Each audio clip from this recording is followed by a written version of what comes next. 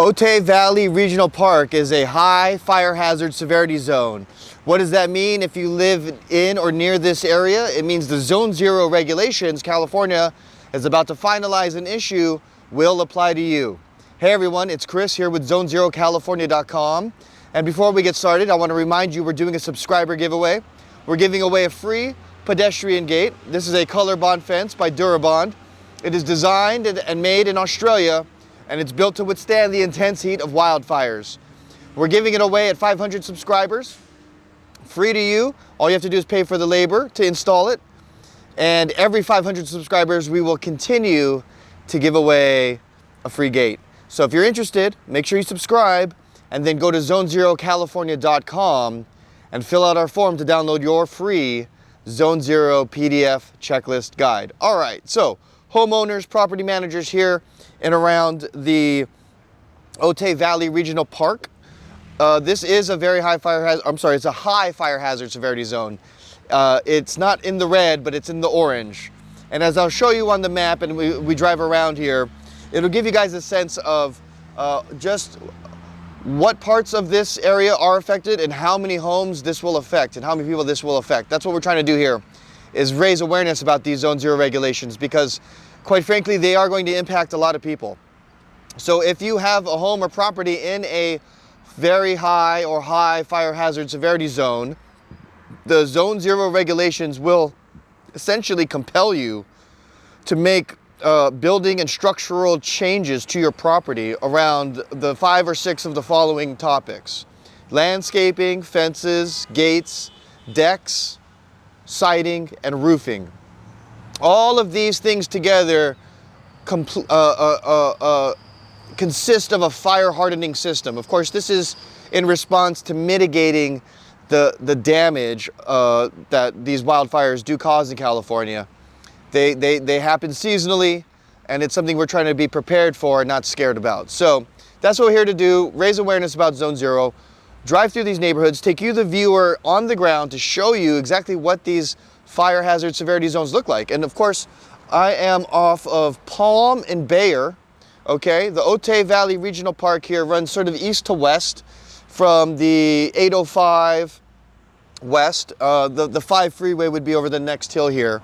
But essentially, as I'll show you on the map here soon, this is sort of where this particular fire hazard zone contains. So if you are north of Palm Ave and then south of Main Street, that is the area considered in this fire hazard severity zone.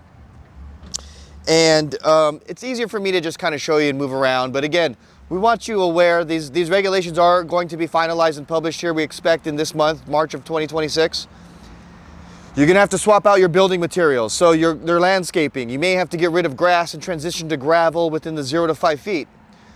Lots of old wood fences and gates in many of these communities we visited so far. Those will need to be replaced. That's why we're doing the giveaway. It's the easiest thing for me to give away and try to get some subscribers here on the channel. People are watching our videos, but we need to get subscribers. So we're giving away a pedestrian gate. Again, just make sure you subscribe and then go to ZoneZeroCalifornia.com, fill out the form to download your free PDF checklist, okay? And then every 500 subscribers, we'll do a giveaway. So at 500, we'll do our first giveaway. At 1,000, we'll do another one, and so on and so forth. But continuing on here, I mentioned fences and gates, old wood fences and gates. Again, if it goes right up to your property or to your garage or to your anything that touches your structure, that's got to be replaced. Same thing with patios and decks. Now, when it comes to fences, gates, patios, and decks, you don't have to transition to all metal. There are some woods which are approved by CAL FIRE for use. For example, Kayu Batu, it's a hardwood. It's not as exotic or as expensive as your Brazilian Ipe or your tiger wood or what have you. So it's relatively affordable and it is approved. So you don't have to transition away from wood entirely. You just need to be aware of what types of woods are approved for use. Again, and this is in the 0 to 5 feet around your property or structure. So if your fence, your gate, your deck touches the property, touches the structure, that's what you got to be aware of. That's what you got to replace. We mentioned decks. Decks, just like fences and gates, can also use composite material like TimberTech or Trex. So if you have an old deck and it's made of redwood, you may need to swap that out. I don't know what they're gonna say about the actual framing, like the posts and the joists and all of that. That may also need to be switched out too, so we'll see. Again, we want you prepared and not scared, but this is a major undertaking. Now, I do also have a free school community where we compile resources in one section, so you can locate things like grants. There are grants available for financial assistance with these types of things. Okay, so next we have roofing, right? Most roofing material, from what I understand, is already non-combustible, but here's something you need to be aware of. Again, I mentioned all of these things together create a system. If you have a palm tree next to your house, which many people here in California do, and those palm leaves fall and land, the dry leaves or from other types of trees accumulate on your roof, and you don't clean it off regularly, in the event of the next fire event where there's an ember storm and those embers land on your roof on a pile of combustible material, it may be too much for your structure to handle and eventually could penetrate that non-combustible barrier of the roof, just because due to the heat and the intensity. And yeah, so that's something to be aware of when it comes to roofing. And then finally, there's siding. Now, it depends on what era your home was designed and constructed in. You may have stucco, you may have wood siding. If you have wood siding, strong possibility you'll need to replace that. So listen, enough yapping. Once again, my name's Chris. I'm with ZoneZeroCalifornia.com. We're here to raise awareness about these Zone Zero regulations, take you guys on the ground to show you what communities are affected, what kinds of things to look out for. And of course, if you need to be put in touch with contractors in your area, you can get in touch with me through the website, give me a call, fill out the form, and we'll connect you with licensed contractors. So let's take a drive around Otay Valley Regional Park.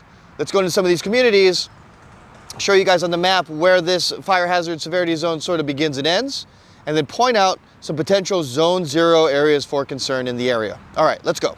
Hey, it's Chris. All right, so we're in the truck here. So let me just actually show you guys where we are on the map, so I can give you a better idea of what the area we're talking about, and then we'll take a drive around. So, okay, so here, this little arm that runs east to west. Now you can see it's orange, right? And not red. Red is very high, but orange is high. So it's a high fire hazard severity zone. We're sort of in this area south of Chula Vista. I don't know if they consider this Chula Vista or not, but you can see Otay Valley Regional Park. So I'm over here. I'm off Bayer and Palm, Bayer Way. Now there is Bayer Boulevard just a little bit more to the west here, and that kind of represents the edge of it. So, but you can see, right, this is the yeah, Bayer Boulevard all the way east to the the 805 freeway right there, and then into these areas up here, and then in these higher hill areas it becomes red. But nevertheless, this whole area is in the orange, especially between Main Street and Palm here. So let's take a drive around. Usually it doesn't take much for me to find houses in these communities that have all kinds of potential Zone Zero areas for concern. So let me put my seatbelt on. Safety first. Okay. And we'll take a drive here. So we're gonna go to Palm, down Palm. I'm gonna go west on Palm. We're gonna take we'll go down Palm. We'll cut off into a neighborhood, and then we'll go down to Bayer Boulevard and head up to Main Street and kind of just go back east. So right now we're headed west on Palm.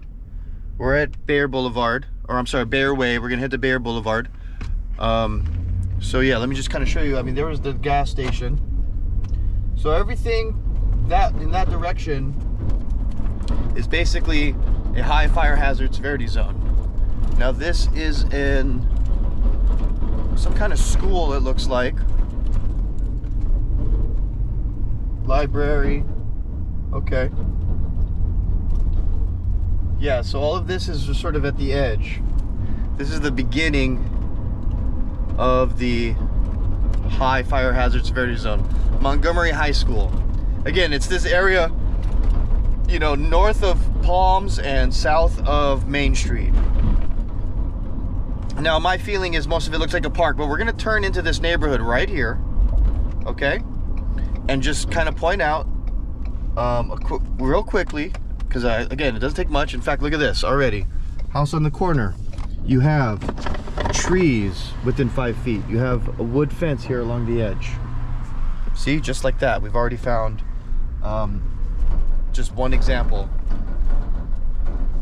of something that would be a zone 0 concern. So you have a wood fence between those two houses. Wood fencing gate between those houses. That's got wood as well. Now it's a metal frame, but there's wood between the frame. Oh, everything's wood here. Wood. Wood. Yep. Now that one's a mason wall. Okay. Let's see, there's a wood fence back there. Plus, look at all the landscaping. Right? Oh, you got a wood fence right there. How about over here? Wood fence. More wood fences. So pretty much every house in this neighborhood. Now those have mason walls. That's good, with metal gates. That's good. This might be wood siding. That's a vinyl gate. So you see, just that one block already, just this one block already, we've already seen a number of houses with wood fences and gates, and not to mention palm trees. This is why we're doing this, to raise awareness. This zone 0 is going to affect a lot of people. Here you go. Wood fence and gate that goes right up to the house right there and along the side. Let's see here. There's a wood gate back there. Wood gate back there.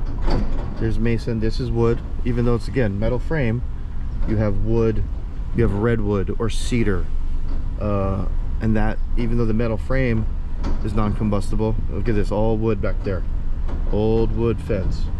Wood fence. Wood fence. Mason and metal. That's good. Mason and metal. Yeah, so, oh, wood siding. That might be wood siding. So all we did was take one drive down one block in one of these neighborhoods, and already we were able to point out a number of wood fences and gates that are going to be zone 0 issues once these regulations get put forth. Now, San Diego County in particular, I believe, has already moved forward with their own sets of laws and regulations around this. So, you know, I got to do a little bit more research, I guess, but from what I understand, San Diego is already moving forward and not waiting for the state to issue any kind of, or not waiting for the state. So, all right, so I'm on Bayer Boulevard here. Now, everything to the left in this neighborhood is also in this fire hazard severity zone. So everything down into this valley, and of course this is Otay Valley Regional Park, but all these houses in this neighborhood here, and then to a certain extent the houses to the left here, because if you remember on the map, Bayer Boulevard did have a little bit of orange to the west. So here's the Otay Valley Park, and you can see here that this valley park has a lot of growth, has a lot of plants, right? And this is again, topographically, these fire hazard severity zones tend to coincide with like mountain regions, and so maybe this valley actually has it forms a channel for wind. And of course, you know, wind is the other contributing factor to the spread of the damage when it comes to these fires, because the embers get picked up and spread with these high winds, and of course the high winds themselves act as fuel for the fire. So now we've traversed down Bayer Boulevard up north to Main Street, and Main Street here, as I mentioned, was sort of your northern landmark, and the sign does say Chula Vista, so we're gonna do another video just for the Chula Vista area. But so now we're on Main Street heading back east, and so on this side of the road here, this is all on the edge of the fire hazard severity zone. So there's a lot of commercial stuff over here, a lot of commercial buildings. Of course, you saw as we came up north up Bayer Boulevard that, you know, essentially behind all of this stuff is a park. So, you know, You don't have to go, this development doesn't extend very far, at least on this northern side of the Otay Valley Park. But nevertheless, all of these businesses would be definitely in jeopardy. All of these structures, you know. Again, we do this just to point out what these fire hazard severity zones look like, because they're not necessarily always undeveloped land. It's quite the opposite. These are wildland urban interfaces. These are where wildlands and urban development interface, as the name implies. I know, big brain move there, right, by me. Super good explanation, I guess. But again, I'm doing this to raise awareness. This is because, again, everyone in this area is going to be affected, right? All of those homes in that neighborhood I just drove through, right? And that was just one block of one neighborhood. All of them that had wood fences and gates, those are going to need to be replaced. You know, if they have trees next to the house, which many did, they might need to actually be forced to get rid of those trees. We're going to see what happens with these regulations. So that's what we're waiting for. So we've come back to Buyer Way here. We're going to take this all the way back east to the 805. And again, yeah, I'm doing this just to give you guys of the viewers, you know, maybe take the camera off me for a second, right? These are all, again, everything south of Main Street here, towards Palm. Otay Valley Regional Parkway, or Regional Park, I should say. All of this you're seeing right now is considered essentially high fire hazard risk area. All of these commercials, plazas, buildings, businesses, right? So, and we're coming up on the 805 here again. So what else do we have here? Just pointing out how many structures, businesses, communities are affected, or at risk, I should say. So I think I'm coming back up on the 805 here. We're gonna do Chula Vista next. But again, guys, my name's Chris, ZoneZeroCalifornia.com. Listen, if you want to win a free pedestrian gate, just make sure you subscribe and then go to our website, ZoneZeroCalifornia.com, and download your free Zone Zero PDF checklist guide. All right? Thanks, and we will see you on the next one.